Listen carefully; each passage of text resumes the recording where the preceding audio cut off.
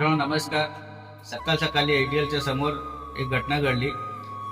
रस्त्यावरती मांजराचा ॲक्सिडेंट झाला आणि त्याच्यावरतीच गाडी जात आहे परत, तरी कोणी उचललं नाही.